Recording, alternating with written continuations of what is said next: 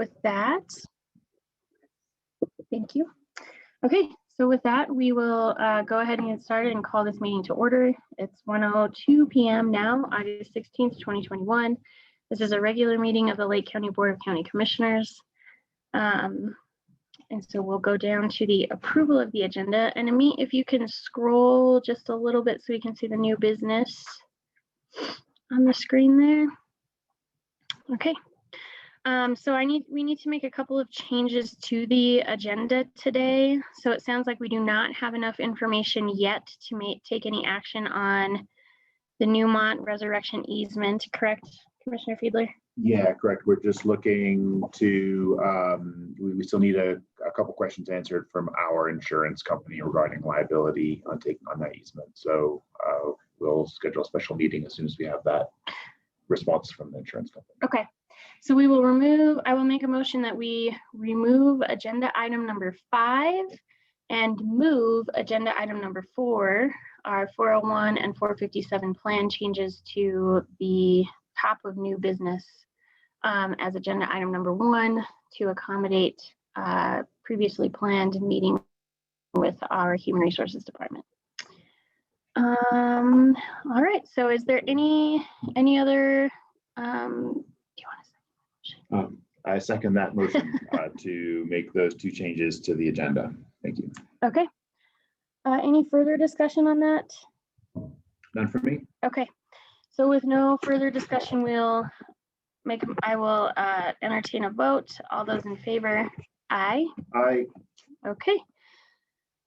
So let me update the chat with our agenda here. And so, Amit, if you can scroll up just a little bit, that'd be great.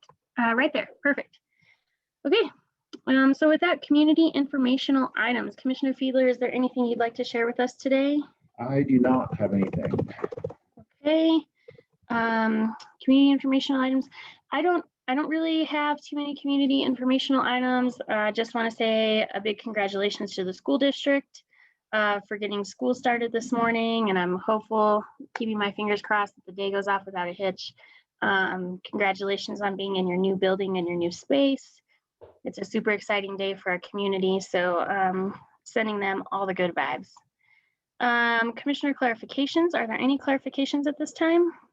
None for me. None for me either. No, you're good. And so at this point, I think we're going to take on public comments on items not on the agenda. So if you have a public comment that you would like to share with us, we will limit those public comments to 3 minutes. If you will please raise your hand if you are in the chat.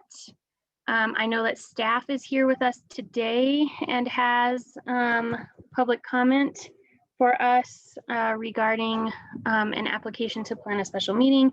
And Colleen Nielsen is here, who is the director of our public health department, and we'd like for her to give us an update on our local COVID situation. So if you have a public comment and will raise your hand, that would be fantastic, but I'm gonna hand it over to Ann Schneider, right? So that she can present to us some information on an application so we can plan a special meeting. So Ann, if you'd like to start first. Thank you, Commissioner Marcella. The staff took in an application for the Jackass Jamboree. This application has gone before our review agencies, who do have some concerns and have been unable to provide staff with a approval to move forward with the application. However, we have an appeal process whereby the applicant can come to the board to discuss the application and look for kind of a rethink on the application based on new information that they have, based on a new risk management plan, as well as coordination on traffic and some other issues. So we had hoped maybe to get it on the agenda today. However, it's not on the agenda. So we would just respectfully ask for a special meeting time that is convenient for the board. So the applicant can have that opportunity to discuss with the board the changes that have been made and just kind of an overview on the application and ask for a reconsideration. Commissioner Feeler, do you have a preferred time to schedule a meeting? Do you think that we could have a meeting towards the end of the week with the Newmont information and this event application on it? Would that be, is there a time frame that you're hoping to have the application or a meeting for us with us I done? just check with the applicant and see if there is a preference on timing. And so David is with us, David Carner is with us, the applicant. And so I'm just going to ask him if he has a preference. As soon as possible is the answer. Knowing that you're looking toward the end of the week, my only conflict is that I have an interview with Climax Mine on at 1 o'clock on Thursday that I need to avoid. So Okay. Thursday morning would work, or anytime Friday. I think we will be in Gilpin County on Thursday for CCI for the Mountain District meeting. So does Wednesday morning at 11 sound okay? I'll say yes. Okay. And staff can make that work. Okay. Okay. Wednesday at 11. Okay. Cindy, would you mind updating the weekly planner for us to put a special meeting in there on Wednesday Yes. at 11 a.m.? Okay. And it will be for the Jackass Jamboree special event permit application and Newmont easement consideration. And it should only take us about an hour, I would estimate.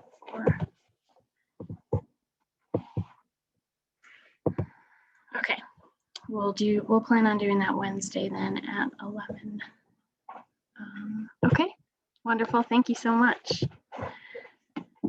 Do you have anything else for public comment, Ian? No? Okay. Colleen Nielsen from the Department of Public Health. Can you take a few minutes and give us an update on COVID? Hey guys, how's it going? So as Kayla mentioned, I'm Colleen Nielsen. I'm the Director of Public Health here in Lake County. So COVID's still here. I think that's the big thing that continues to happen. We do know that the Delta variant has kind of changed the game as far as having more infections, and it's twice as infectious as some of the other variants that we have seen. We still know that vaccination is still one of the best tools we have to prevent COVID, to prevent COVID vaccines, or my goodness, COVID infections. I apologize. My first day back after 2 weeks, and I'm trying to put it all back in my brain, so to speak.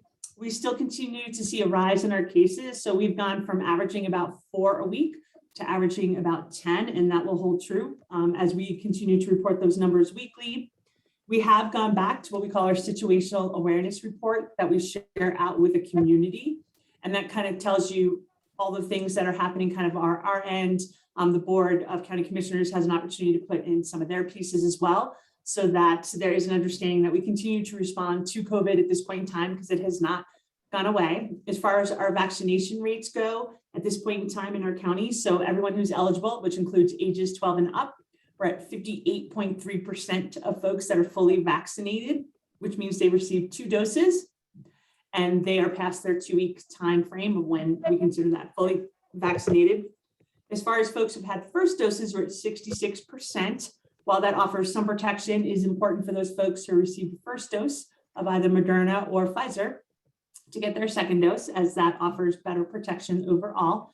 Our local providers are Public Health, as well as St. Vincent Family Health Center. Providing that, we have put in links that share where all of that, where all the vaccines are happening, not only in our community, but our neighbor counties, as well as across the state. Please know that you can reach out to our nurses at nurses@co.lake.co.us to ask about appointments or any questions that you might have in general about vaccines. We also have, like I said, that SIT report that's going out weekly if you're interested in receiving that, because we have a list that was generated prior, but if there are more folks that want that, please email lakecountypio@gmail.com So lakecountypio@gmail.com. And that's where you can find the most up-to-date. We are sending that out weekly. And we just ask folks to still be mindful and protect yourself and others doing less risky behaviors, so to speak. I'm open for questions, and I know I've been gone for 2 weeks, but more than happy to answer what I can at this point in time. Thanks, Colleen. This is Kayla. I was curious if you could tell us what our case count is for Lake County right now, how many active cases we have. Yeah, absolutely. So currently we are monitoring 10 cases. Do you want the case count as far as what we have to date as far as in our county since the beginning? No, I think just hearing how many active cases there currently are in the county is helpful. How many people are currently infected? Yep, and I'm just going to double check. And so when I looked this morning, it was at 10. And as of the moment, we are up to 16. Okay. So that is a big jump, even from this morning, as results kind of are coming in from the weekend of people getting tested. So I think that's another piece of the prevention puzzle, is if you think that you're not feeling well and you're attributing it to like allergies, or I know that we've had a lot of smoke in the air and be like, oh, that's why my nose is running. It's really important to get tested so that we can continue to kind of make sure that people who are sick aren't infecting others and continuing down that pathway. So please get tested, and you can do that locally at St. Vincent Family Health Center as well. Cool. Wonderful. Thank you. Commissioner Fiedler, do you have any questions for Colleen? No, I think that was good. Just yeah, a little worrying to see that uptick. Yeah. Happen, but Even 6 in the last couple of hours is kind of a lot. yeah. Yeah, and usually what happens, like I said, that's results coming in from the weekend, because as you can imagine, it comes into the state system. So if they tested positive on Saturday, Sunday, it's kind of hitting the state system as we speak. What I can share is the fact that we still continue to see going from family group to family group. We are seeing it in both vaccinated and unvaccinated, but predominantly in unvaccinated folks. Okay. Sorry, I did have one question, and sorry, this is maybe more a question for the school district, but I know you're working to support them. I mean, I think if I recall in the school district's COVID guidance, there's something about, continuing to monitor or be aware of the community, status, or, I forget exactly how it's phrased. Yes. I'm wondering, is there an actual threshold you've discussed with them, or is it a little bit more flexible? Just curious sort of what you can share on the school's plans for keeping track of any uptick.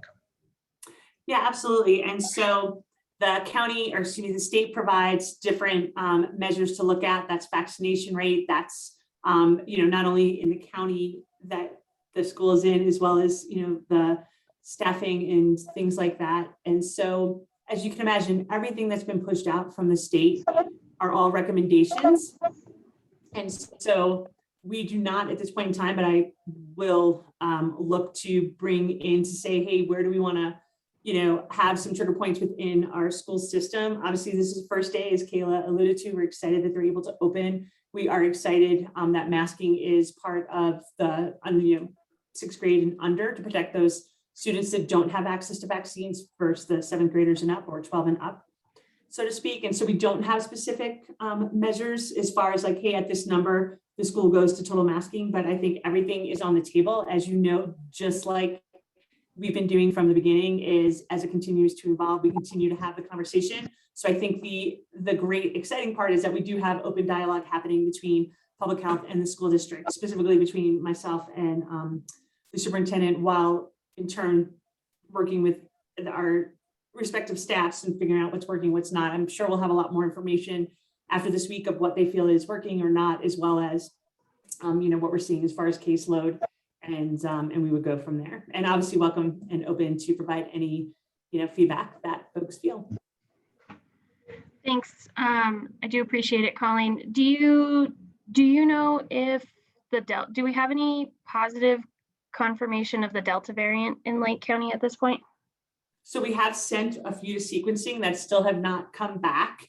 And so it would be naive, once again, right? We've had that conversation of us to think that Delta is not here, considering how quickly we're seeing cases jump from family member to family member and into their circle, so to speak. And so I would say that Delta is here. If the providers feel strongly that they want to sequence cases, we have that ability. But as you can imagine, that takes weeks. As you know, we submitted over 4 weeks ago to have a couple of cases sequenced, and we still don't have results to date. Okay. Cool. Thank you so much, Colleen. Do you have any other comments or questions, Commissioner? I'm all good, thanks. Okay. I think the only thing that I'll add really at this point is there was just, I think, kind of this misclarification point, I guess, if you will, of people reaching out around the issuance of a new public health order and a new masking order. And so just for clarification, the county doesn't have or didn't issue a masking order or anything of that nature for the beginning of the school year, but the school district has the ability to implement policy that they see is the best fit to keep students and the staff safe. And so does any other business in our community. And so I would just ask everyone that, when you're going to visit an establishment, please be mindful that they may have separate, more restrictive policies for you to visit them and visit their locations. And so please just be respectful of them having that guidance in place to keep their staff and anybody that's visiting their establishment safe. So please just be mindful of that. The only other question that I actually really have quickly, Colleen, is that at Community Coffee last week, it was said that there should be the expectance of an additional masking order being issued by CDPHE on September 1st. Do you have any ideas around that? I've not heard of anything definitive as far as a date or what that might look like. At this point in time, there's still just conversations of, if this happens, then what? Not necessarily, something that's definitely coming down the pike as of September 1st. But as you know, experience will tell us that could change tomorrow, as we know. We'll probably both find out about it at the same time, along with the public. So at this point in time, I've not heard of anything specific. Awesome. All right. Well, thank you so much, Colleen. We do appreciate it. And again, just a reminder to everyone, please be mindful and respectful of visiting those locations and everyone's just trying to do the best that they can with the information that they have to keep everybody safe. So just be mindful of that. Thank you. Is there anyone else with us today that has any public comment that they'd like to share or outside of things that are listed on the agenda? No? Okay. And so with that, we're going to go ahead and hop into new business.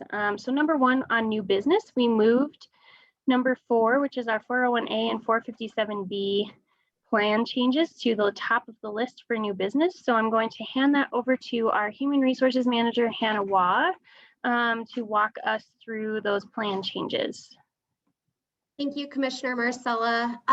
So as part of our 401A and 457B plan changes, there are guidelines and rules and regulations coming from the IRS, where once you have selected a contribution amount for the 401A plan, employees are not able to change that plan without a county-wide or business-wide change.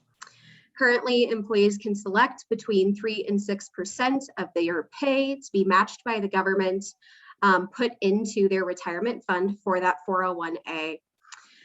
They're locked into that for life.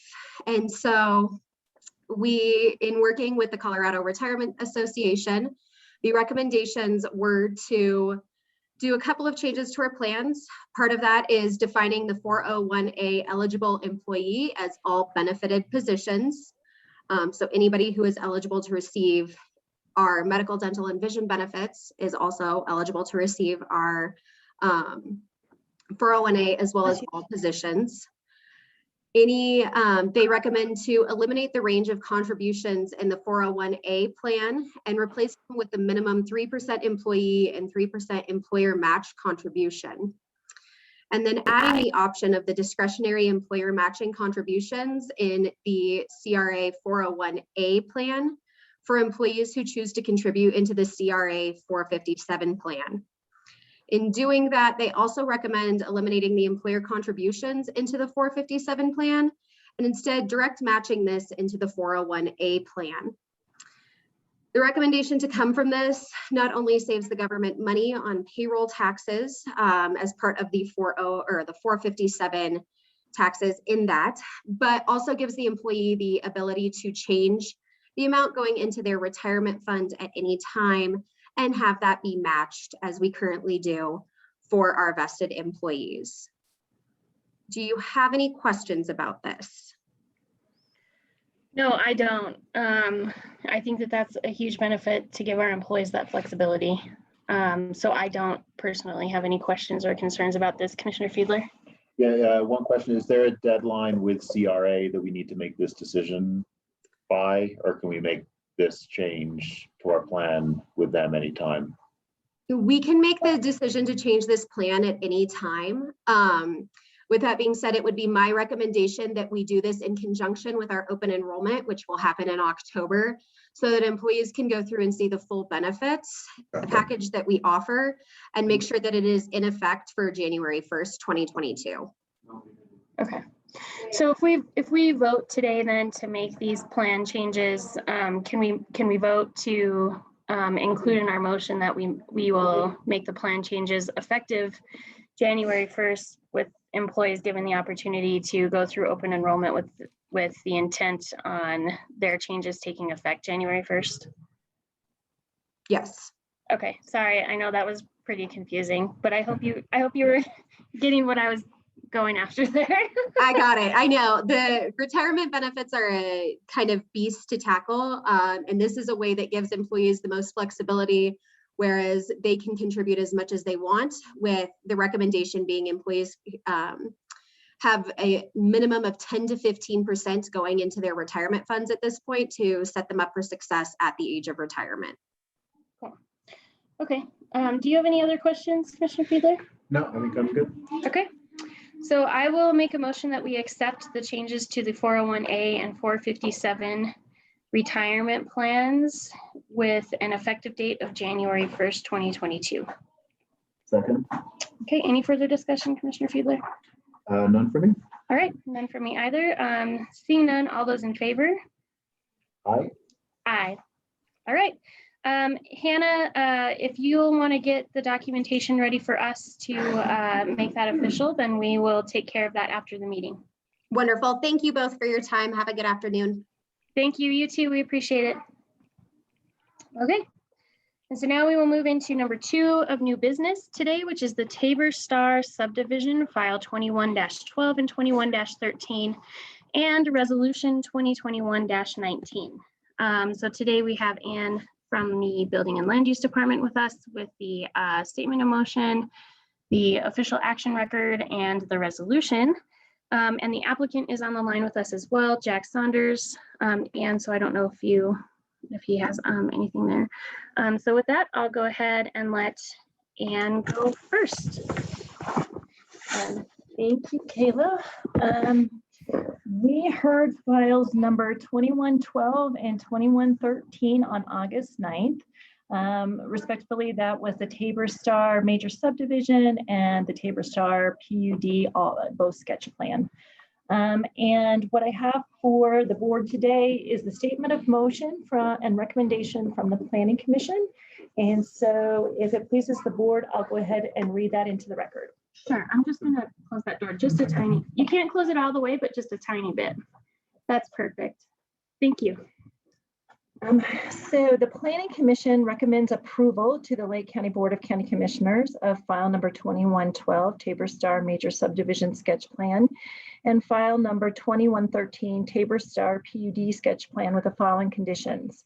Number 1, the applicant shall address all comments, concerns, and requirements contained within the SEH Engineering Review Letter and Redlined Plat dated July 9th, 2021, and include such within the preliminary plan submittal. Number 2, the applicant shall adequately address the outstanding concern regarding the identification as reclamation redevelopment on the future land use maps contained within the Lake County Comprehensive Plan. Number 3, the applicant will work with Lake County Public Works to address any outstanding concerns prior to preliminary plan submittal. Number 4, the applicant shall include within the PUD guide a better elaboration on the intent of the increased height variable at the preliminary submittal. Number 5, due to the phasing plan, the roadway will either be fully platted at phase 1 or a new design will be presented to address fire access and snow maintenance. Number 6, the applicant shall provide the recorded easement agreement for the access entrance into the subdivision. If such agreement does not exist, the applicant will engage with Lake County via staff to negotiate an easement agreement. Likewise, the emergency egress shall be similarly addressed either as a combined or separate negotiation. Access will be resolved prior to or at preliminary plan. Number 7, the applicant agrees to a further discussion regarding public land dedication, affordable housing options, or payment in lieu. Based on the outcome of this discussion, the applicant will provide a proposal at preliminary plan. Number 8, the applicant will consider the Lake County Comprehensive Plan goal in reference to diversity and housing types.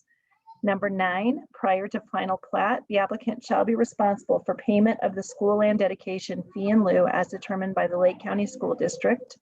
Number 10, the applicant shall require all exterior lighting to be dark sky compliant and include a requirement within the CCNRs.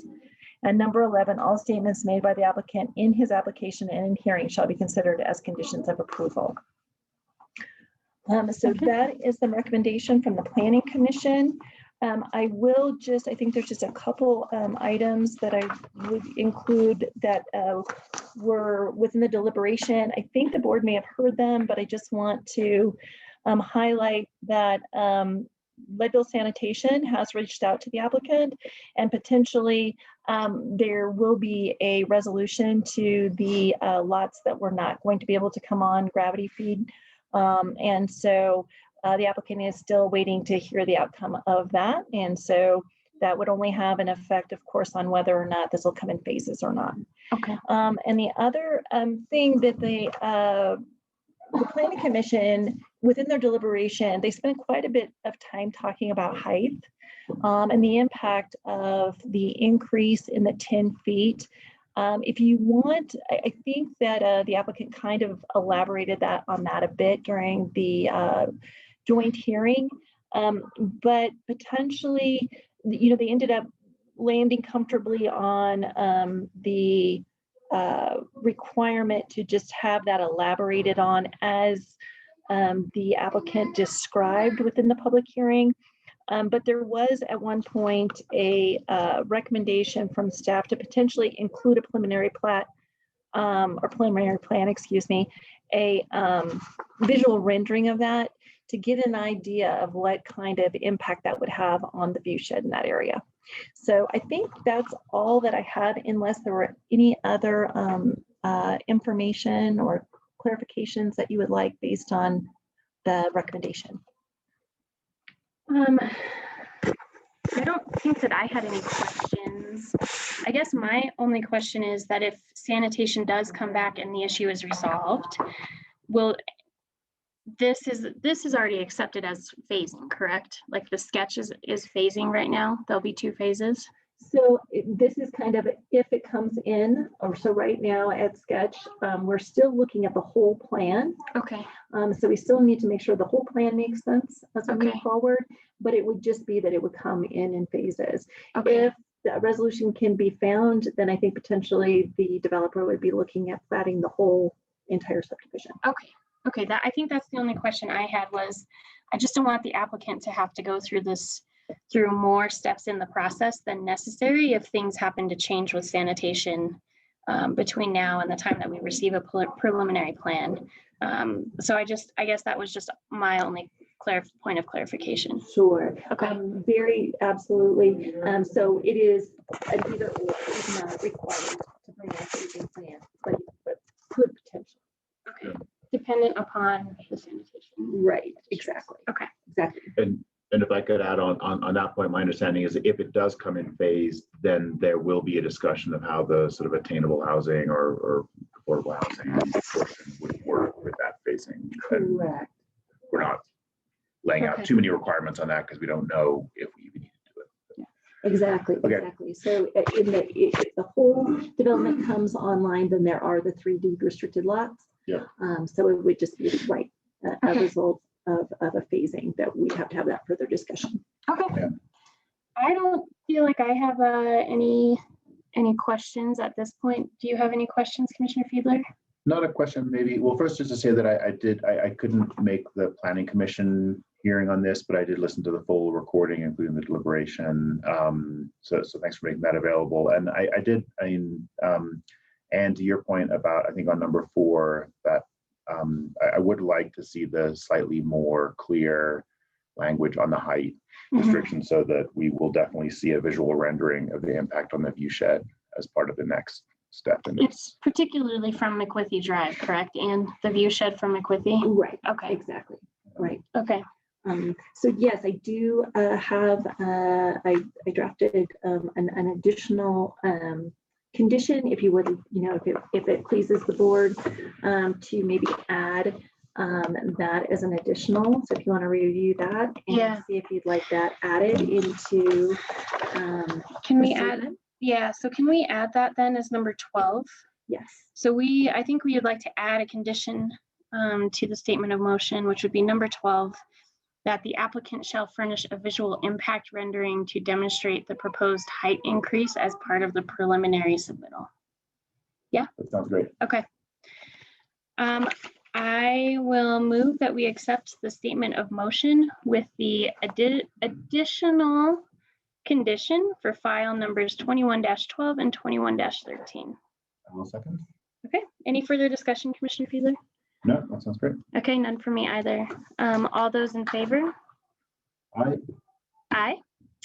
Perfect. Do we need to read the resolution into, or is that's for the Murphy for the next one, right? There's a resolution as well. There is. Wonderful. I'll read There's that a in. resolution. Okay. So you'll just add in that condition.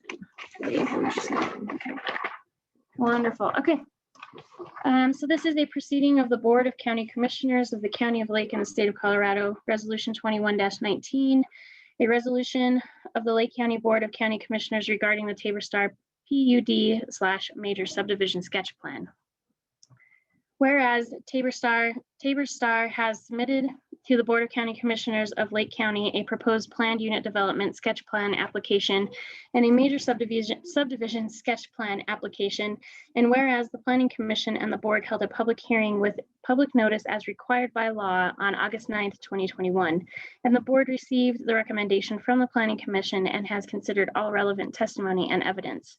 And whereas the Local Government Land Use Control Enabling Act, CRS 29-20-101, provides the county with the broad authority to plan for and regulate the use of land to best protect and promote the health, safety, and general welfare of the present and future inhabitants of Lake County, and to guide future growth, development, and distribution of land uses within Lake County.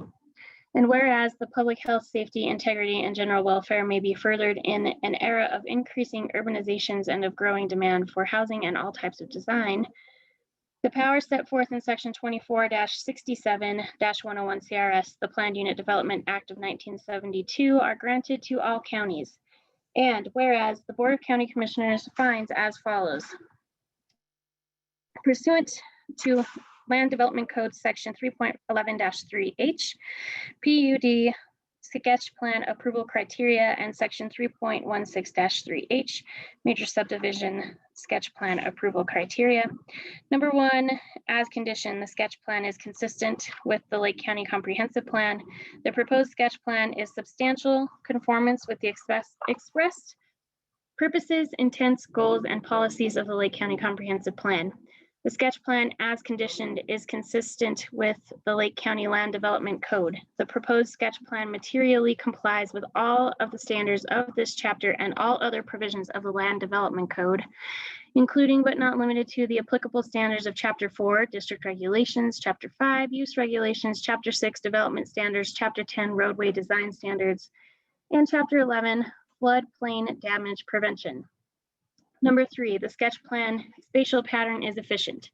The proposed sketch plan demonstrates efficient development patterns, utility design and installation, and public and private infrastructure throughout the design and layout. The sketch plan avoids requiring duplication or premature extension of public infrastructure or resulting in a leapfrog pattern of development. The sketch number 4, the sketch plan as conditioned has suitability for development. The property proposed to be subdivided is suitable for development considering its topography, environmental resources, and natural or man-made hazards that may affect the potential development of the property and existing and probable future public improvements to the area. Number 5, the sketch plan as conditioned has compatibility with surrounding uses. The proposed sketch plan is generally compatible with the existing and currently permissible future uses of adjacent land and other substantially impacted land services or infrastructure improvements to the area. Number 6, adequate facilities. The applicant has demonstrated that the development proposed in the sketch or preliminary plan will be provided adequate facilities for potable water supply, sewage disposal, solid waste disposal, electrical supply, fire protection, and roads, and will be reasonably located in relation to schools, police and fire protection, and emergency medical services, all while maintaining adequate levels of service to existing development. Number 7, PUD development standards. As conditioned, the proposed PUD is substantially compliant with minimum standards and requirements for section 6.1 planned unit developments. A, as conditioned, the proposed modifications are found to be consistent with the Lake County Comprehensive Plan.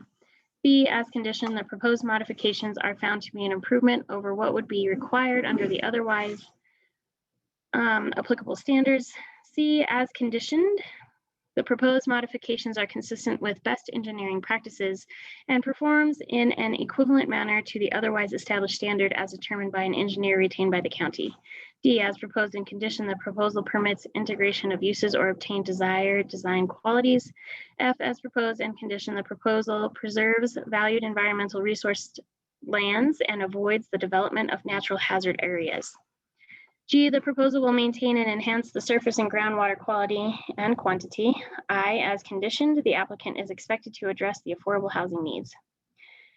Now therefore be it resolved by the Board of County Commissioners of the County of Lake and the State of Colorado that land use files 21-12 and 21-13 Tabor Star Major Subdivision / PUD sketch plan as described in the application materials and the record of the hearing is hereby approved with the following conditions. Section 1. The applicant shall address all comments, concerns, and requirements obtained with SEH engineering review letter and redline plat dated July 9th, 2021 to include such within the preliminary plan submittal. 2, the applicant shall adequately address the outstanding concern of the identification as the reclamation redevelopment on the future use land use maps contained within the Lake County Comprehensive Plan. 3, the applicant will work with Lake County Public Works to address any outstanding concerns prior to preliminary plan submittal. Number 4, the applicant shall include within the PUD guide a better elaboration on the intent of the increased height variable at the preliminary submittal. Number 5, due to phasing plan, the roadway will either be fully platted at phase 1 or a new design will be presented to address fire access and snow maintenance. Number 6, the applicant shall provide the recorded easement agreement for the access / entrance into the subdivision. If such agreement does not exist, the applicant will engage with Lake County via staff to negotiate an easement agreement. Likewise, the emergency egress shall be similarly addressed either as a combined or separate negotiation. Access will be resolved prior to or at preliminary plat. Number 7, the applicant agrees to a further discussion regarding public land dedication, affordable housing options, or payment in lieu. Based on the outcome of this discussion, the applicant will provide a proposal at preliminary plan. 8, the applicant will consider the Lake County Comprehensive Plan goal in reference to the diversity in housing types.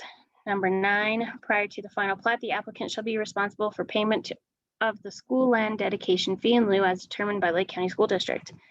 The applicant shall require, number 10, the applicant shall require all exterior lighting to be dark sky compliant and include a requirement within the CCRs. Number 11, all statements made by the applicant in his application and in hearing shall be considered as conditions of approval. And number 12, the applicant shall furnish a visual impact rendering to demonstrate the proposed height increase as part of the preliminary submittal. This resolution shall become effective upon its adoption, moved, read, and adopted by the Board of County Commissioners of the County of Lake, State of Colorado at its regular meeting held the 16th day of August, 2021.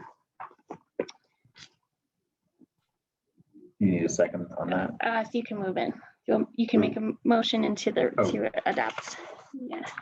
I move that we adopt resolution 2119, a resolution of the Lake County Board of County Commissioners regarding the Tabor Stars PUD / major subdivision sketch plan as read into the record. All right, I will second that. Any further discussion, Commissioner Fiedler? None for me. All right, none for me either. Seeing no further discussion, all those in favor? Aye. Aye. All right, so Anne, if you will add condition number 12 to the resolution and the statement of motion, we'll get those signed and recorded with the clerk and recorder's office today. And I don't think we have anything else with that one, right? All right, we have one more for you. Well, Kayla, I'd just like to say thank you to you and Jeff, and also to Ann and Paul. Thank you very much. Yeah, thank you so much for joining us today, Jack. Nice Okay. job. Reading. All Thank right, thank you so much. Have a wonderful day. you. Bye. Bye. What's that?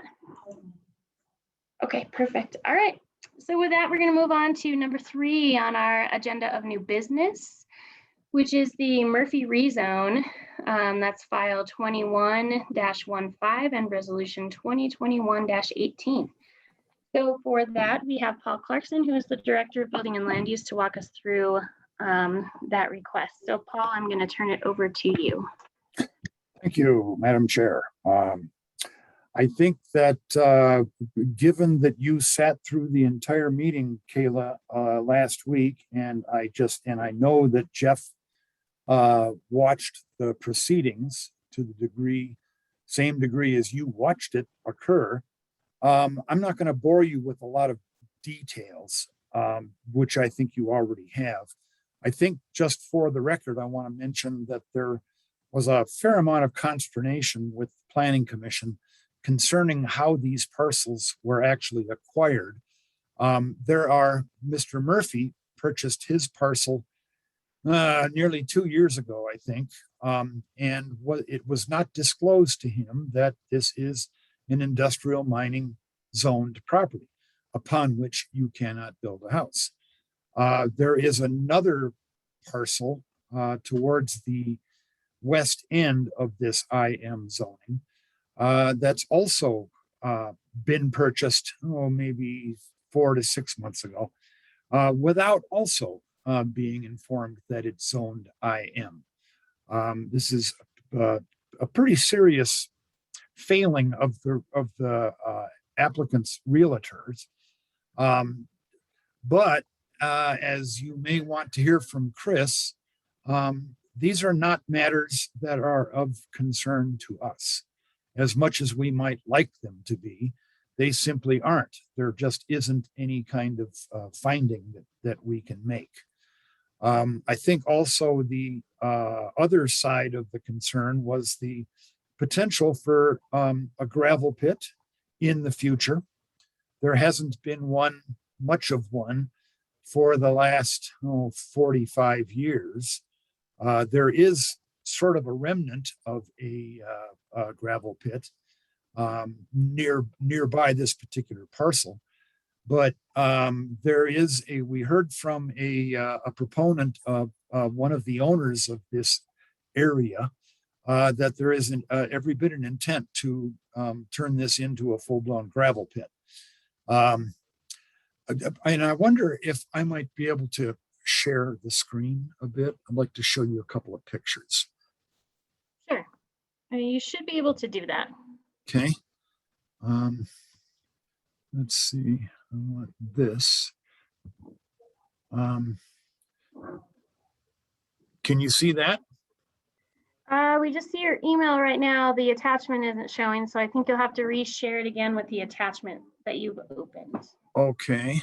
Well, let's see how to. And you should be able to select a new share. Screen to share. Does that do it? Yes. It does. Yes? Okay. Yep, we see it. Okay.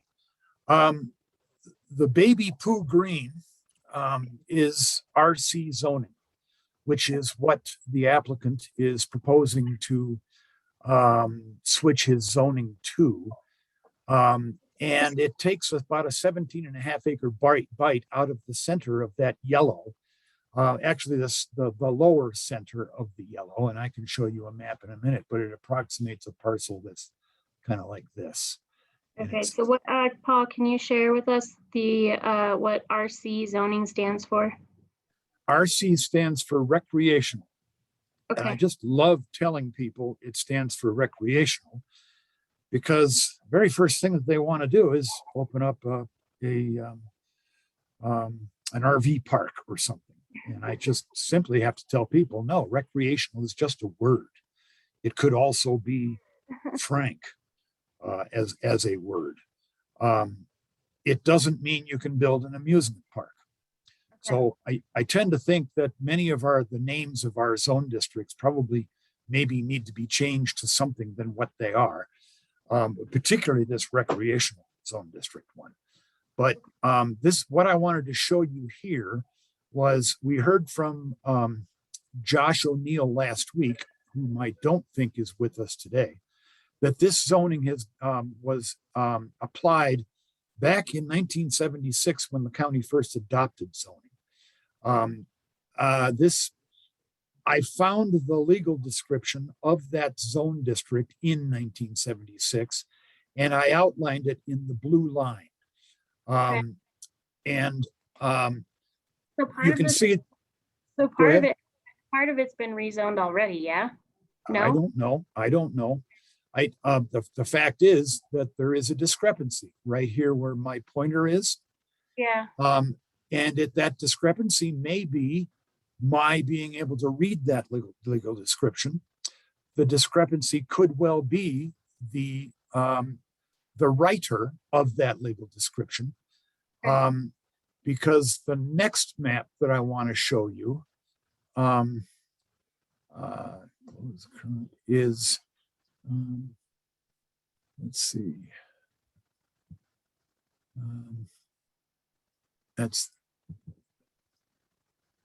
Are you seeing that one, or do I need to do a new share again? I think I can see that, but you need to make it just a little bit bigger because it's pretty small. Well, it's as big as I can make it. Well, Can you zoom in on it? Oh, I don't think you can zoom in on it, huh? nope. It's as big as I've got it, as big as I can see it. How small is it? I mean, it's full screen to me. We can see your email behind it, but you don't know. So I need to do a new share. Here. No, it's okay. We can see it. We can see it. Paul, if you just double click the top bar. Yep, I did. I Do you don't see it that. better now? No.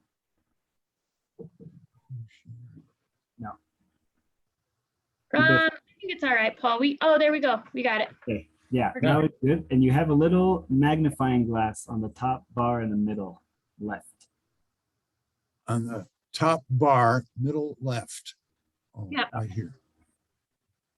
No, You're almost right next to that, right there. There we go. Oh, yeah. Perfect. Got it. okay. Now I'm going to chase around this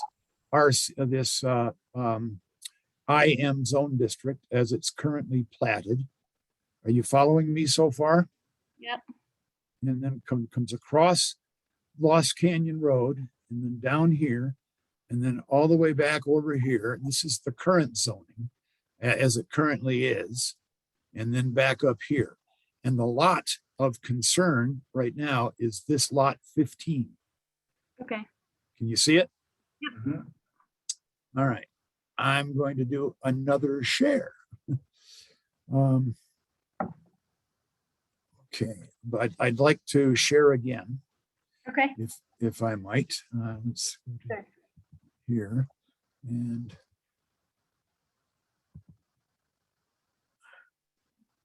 new share. And you see this? Yes. Okay, this is pretty much around the time of the rezoning. And the parcel that I'm sort of outlining right now is the Comet Placer. And it pretty much except for this portion north of the Gaff Placer, this entire portion right here is the portion south of the Gaff Placer that is currently zoned IM. So my guess would be that the fact that I had this alignment that went out over here, down to here, could well be a mistake on my part or a mistake on the writer's part. But first of all, in regards to the position that we're in right now, none of this matters. This circumstance is immaterial to our concerns right now. So I would say that for the purposes of our discussion, the IM zoning is pretty much outlined as it was back on this plat in 1981. Okay. So now that I've done that, I can stop sharing. Okay. And I've just shown you some pictures of Mr. Murphy's parcel that he is proposing to change to residential, and that staff is basically concurring. And I present to you a statement of motion from the Planning Commission, and I also have a resolution regarding this matter. Any questions? Yeah, Paul, while we were in the Planning Commission meeting when they were considering this, I think that the chair made a very good point about considering the parcel and the question before us right now, and not and trying to take out the surrounding future uses, although those do have an impact. It's just a speculative piece of the puzzle right now. Would that be an accurate statement? Well, I think so, if I understand it. Okay. Because the fact is that we have a total of 3 parcels in that particular IM zone district that are not owned by the O'Neill family. Okay, so my other question then would be, if this parcel was to be rezoned, would that have an impact on a future conditional use permit then for them, just because of the rezoning of this parcel, or what does that?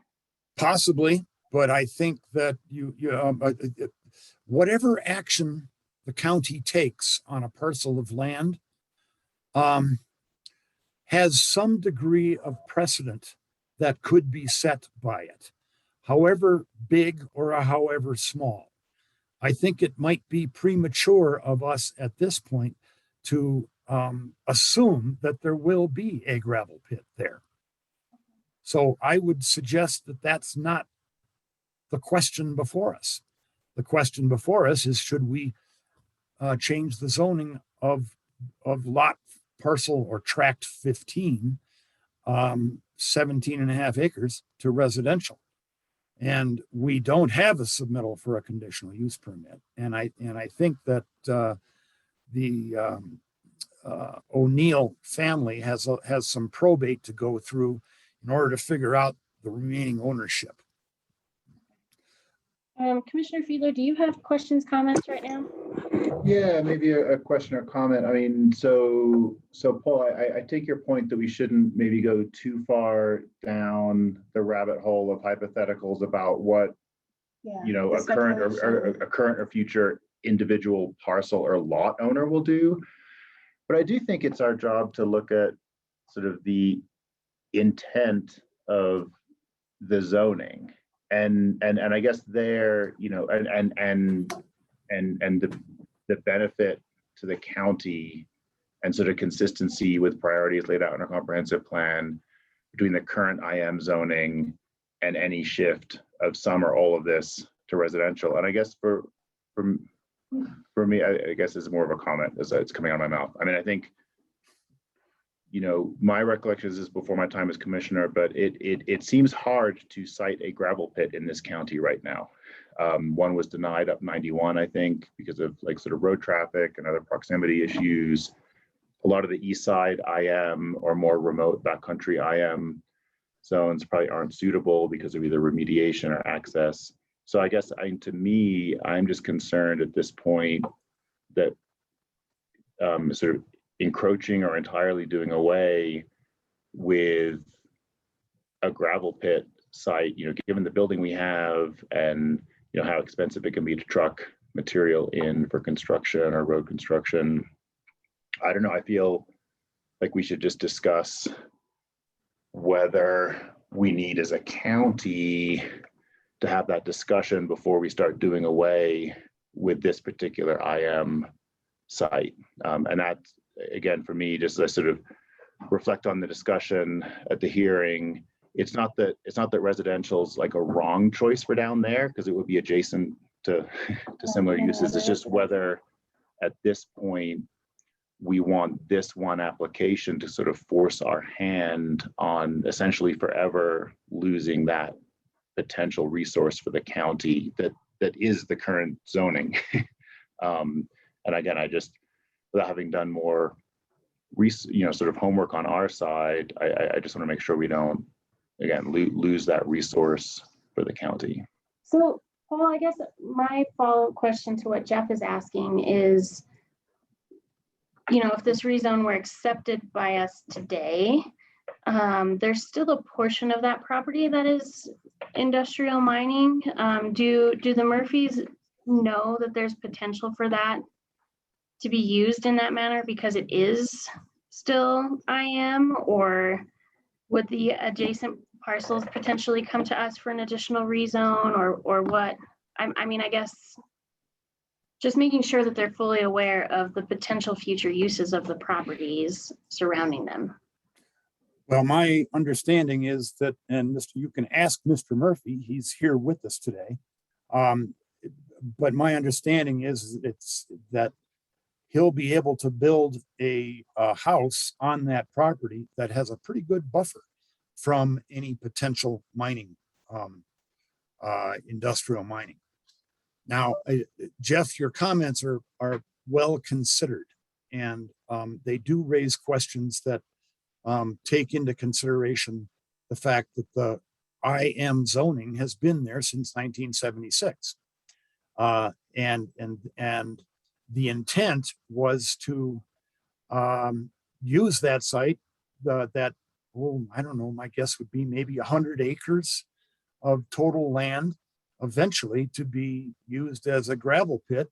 And the original intent was for the Grouse Mountain ski area and development associated with it, which didn't happen. And then unfortunately, what we have is a couple of these parcels are not owned by the proponents of that gravel pit. However, that came into existence, it's apparently doesn't really matter to us. So here we have a circumstance in which we've got a parcel of land that wants to go from IM to RC, pretty much to the objections of the proponents of a gravel pit. Now that pretty much means that the gravel pit will not be excluded by what we do. It'll just be a little bit more restricted. In as much as this parcel is currently in ownership that is not the O'Neills, the only way that I could see this being resolved is for the O'Neills to buy Mr. Murphy out. We did try to ask the applicants, and I'm expecting another application for a rezone to come in shortly from IM to RC, considerably further to the west of this IM zoning. But we did try to get both of these applicants, Mr. Murphy and Diana Yu, to go back to their realtor and say, what are you going to do about this? Well, Paul, I see that Chris has unmuted. Chris, do you have anything to add in there? Yes, I was just going to chime in to help Paul with some of his analysis on this. And one of the things I was going to offer was, as Paul mentioned, the properties that the O'Neills want to use for the gravel pit are in probate right now, and the estate's representative was present at the Planning Commission hearing on this last week, and essentially she said there's no guarantee, if things aren't resolved, I guess amongst the beneficiaries or whatever, that the properties will likely be put out for sale. And so, given, as Jeff had alluded to, the county's history of not necessarily supporting, the development of additional gravel pits so far, it could be very likely that those lots could be sold for potential residential development instead of the IM. And I think Paul might have mentioned this, or you're aware of that, as he said, that the reason for the zoning of these number of parcels as IM was because of the initial plan to develop the resort, the ski resort up there, and they wanted to have this as an access, the resources for that development. But since that never came to fruition, I think that you're wise not to potentially think that, that development of these lots should be restricted to IM, and not grant other types of zoning modification, just because, again, if they end up being sold to folks outside of the O'Neill family, it could be very likely that they'll be in the same situation as the Murphys and the other folks who had have requested rezoning in the same area. I feel like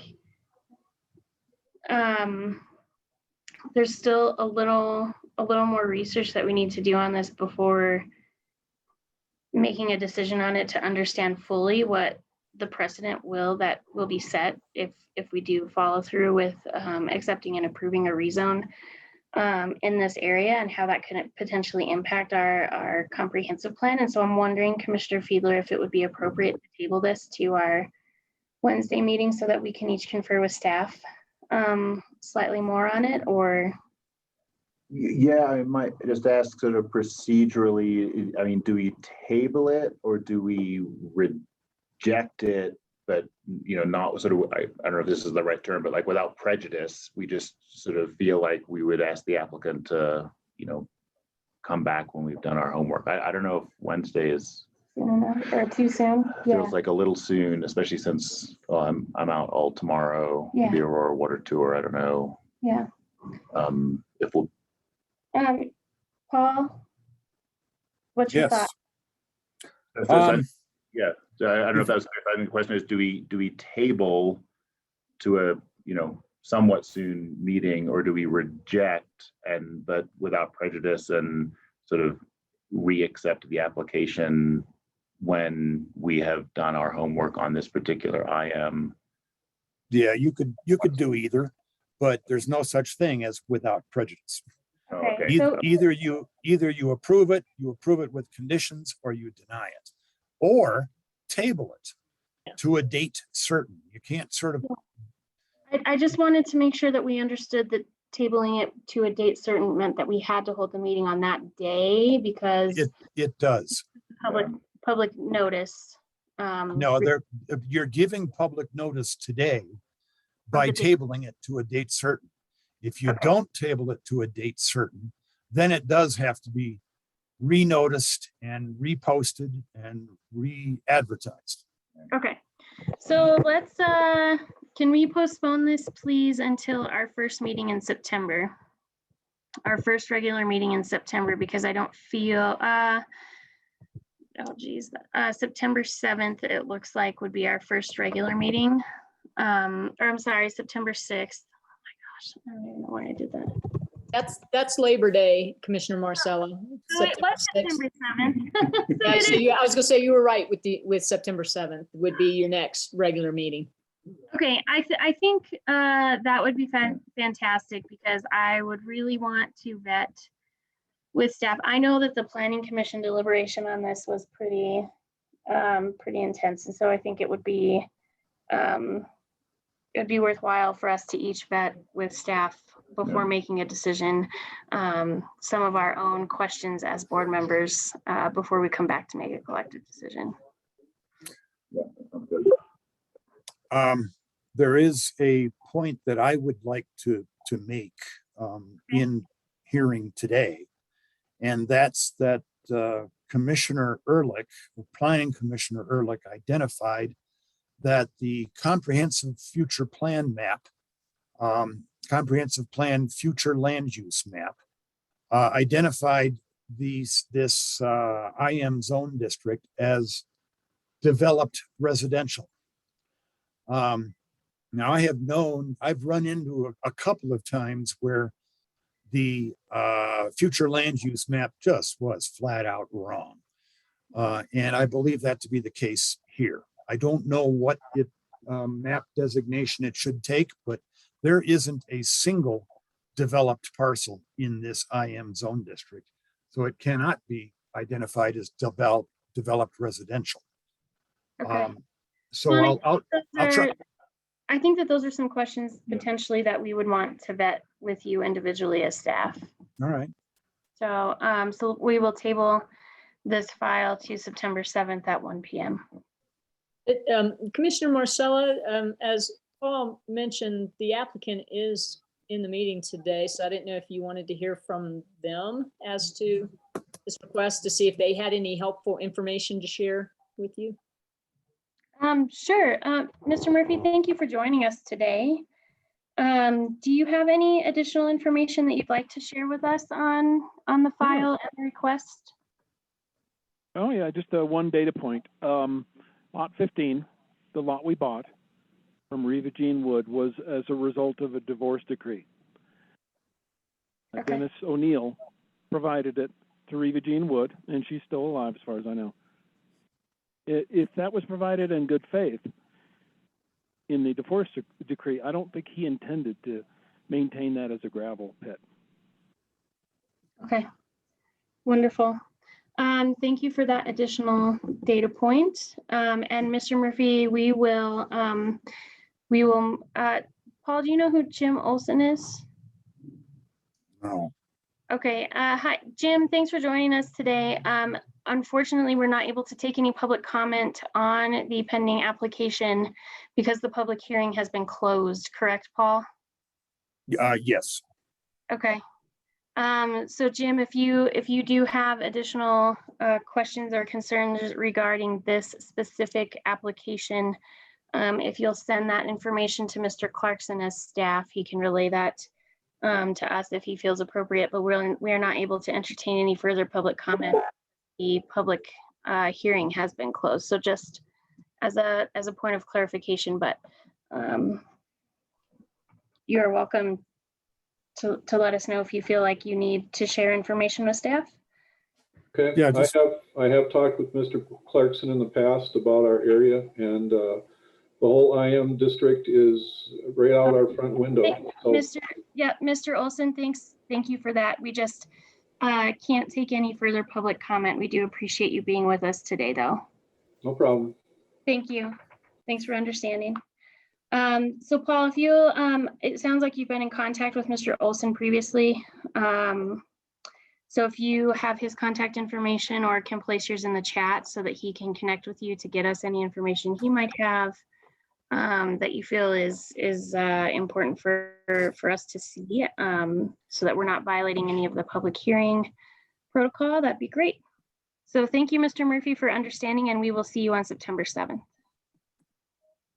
I just put my cell phone number into the chat. Thank you so much, Paul. We do appreciate it. You bet. Okay, so we will come back on September 7th to talk about the Murphy rezone file 21-15 and resolution 2021-18. And so with that, we're going to go ahead and move into our last item under new business, which is the consideration of proposals and selection of contractor for professional surveying services for the property located at Harrison Avenue and Monroe Street, being considered for the Community Justice Center. So I'm going to turn it over to Chris Floyd and Katie Welter, who can talk through this next milestone with us. So Katie, if you'd like to start, or Chris. Yeah, I was just going to say, I think Katie's prepared to present the information that y'all need to consider today. So I was just going to punt it over to her. We're good. Yeah. No worries. Okay, sorry about that, Chris. I'm sorry, what did you say, Chris? I was just going to say, I was going to turn it over to Katie because she's prepared the information to present for you. Wonderful. Katie, do you have the ability to share your screen if you need to? Okay. Yeah, I can do that. Awesome. And Katie, I have about a half hour or so available before preschool gets out. Okay, yeah. And full disclosure, you may hear my children in the background as well. So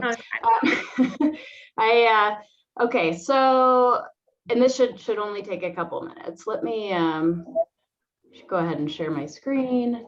Okay. Are you guys able to see a PDF with a memo? Yeah, it's pretty small right now. I don't know if you can enlarge it. Yeah, hang on. And make it full screen. Let me try one more thing. Okay, wonderful. Okay,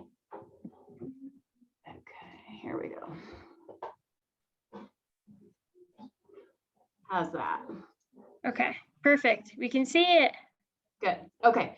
So this is the memo that I just prepared, kind of summarizing my simplified procurement process to solicit bids for surveying surfaces to take place at the site that's being contemplated for the Justice Center, which is of course located at Harrison Avenue, Monroe Street, and owned by Union Pacific Railroad.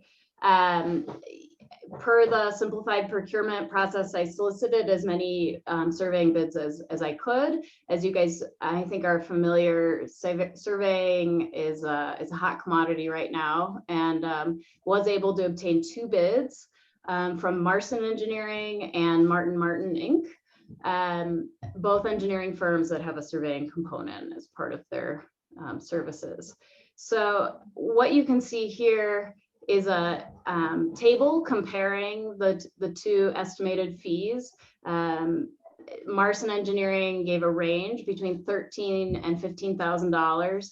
However, they were entitled to a 10% local discount as they do employ a Lake County resident. So that range would come down to, for the purposes of evaluating these proposals, a range of $11,700 to $13,500. For Martin & Martin, that bid was $11,400, and they received a 5% local discount for purposes of evaluating the bid because they employ residents of Eagle County, an adjacent county. So $10,830 would be their bid. And I'm sorry, let me just back up a step real quick after jumping on those numbers to show you what we're looking at surveying. As you might recall, almost a year ago, we had Martin, one of the firms that bid this time around, survey this area. At that time, this was the only area that Union Pacific was offering for sale. After that work was done, Union Pacific offered these outlying parcels as well. And we were, by we, I mean, myself and the other negotiators on this project were instructed to pursue these lots as well. And so that would require, in order to acquire these properties, would require surveying of the outerlying lots. And so that's what we're really looking at in terms of bids, is to complete the surveying work. Before I go through this comparing the bids, do you have any questions about the price or the scope of the work? I don't feel like I do. No, none for me. I think the memo was really clear. Yeah, So. I felt like it was as well. Okay. Let's see here. Can you scroll back down to the memo slightly, Katie? You want the down? Yeah. Yep. So these are the common evaluation criteria that the purchasing policy requires that the bids be evaluated by. And I've just gone ahead and responded to each of those items.